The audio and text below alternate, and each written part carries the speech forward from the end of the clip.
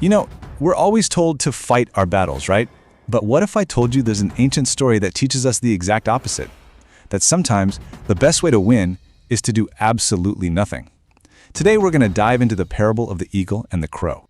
Yeah, I know. It sounds kind of crazy, right? How on earth do you win a fight without actually fighting?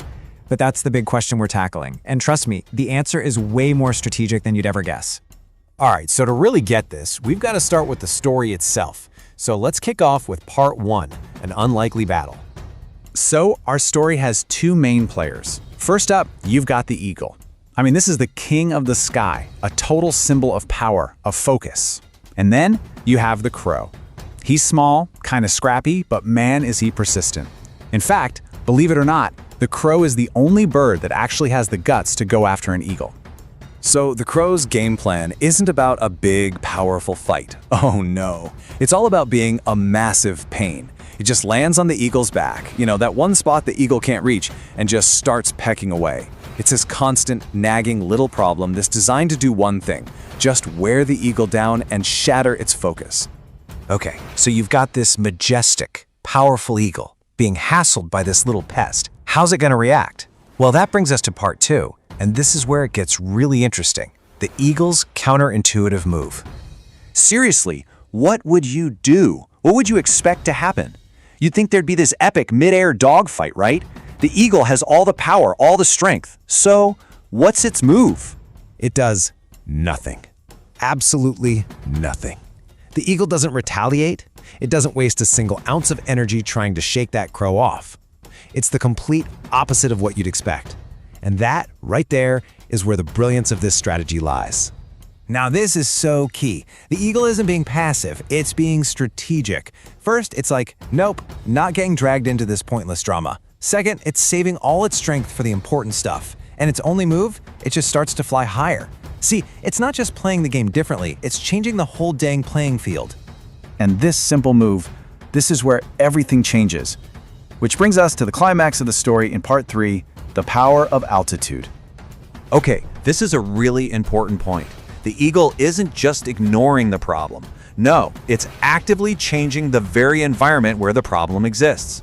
It's basically saying, you want to fight? Fine, we'll have it on my home turf, where it has every single advantage. And what is its home turf? Well, it all comes down to some basic science. The higher you fly, the thinner the air gets, right? And that means less oxygen. This simple, fundamental law of nature, that's the weapon. So here's what happens. The eagle, it's literally built for this. It thrives up there in the thin air. But the crow? Not so much. Suddenly, the very air that the eagle is master of becomes the crow's worst enemy. It can't breathe. It starts to struggle. And the ending is just perfect. The crow, gasping for breath, simply can't hang on anymore. The pecking stops, its grip loosens, and it just falls away. The problem literally solved itself, not because the eagle fought back, but because it created a space where that problem just couldn't survive. So, great story, right? But what on earth does a story about two birds have to do with our lives? Well, let's break it down and translate this into something we can actually use. Time for part 4, unpacking the parable. Okay, so the metaphor here is actually pretty simple. The eagle, that's you. Focused, driven, trying to get where you're going. And the crow, well, the crow is all that annoying stuff. It's the negativity, the critics, the distractions. Think about the online trolls, that coworker who's always trying to undermine you, or just the petty drama that tries to pull you in. And the upward flight, that's your growth. That's you getting better, smarter, stronger. So the big idea is this: stop fighting negativity on its level. Instead, you rise up to a level where it literally can't follow you. It just can't breathe up there at your new altitude. So this all sounds great in a parable, but how do we actually do this in real life? Let's get practical. It's time for our final section, applying the eagle's wisdom. All right, here's what you can take away from all this. First off, you've got to learn to pick your battles. Not every argument is worth your time. Don't get sucked into every little fight online or at work. Instead, take all that energy and pour it into yourself, into your growth. Work on your skills, on your mindset. Make your altitude the solution. Because at the end of the day, those petty critics and all that drama, they can't follow you to a higher level. Your most powerful move is just to focus on your own flight. So I'll leave you with this to think about. What are the crows in your life right now?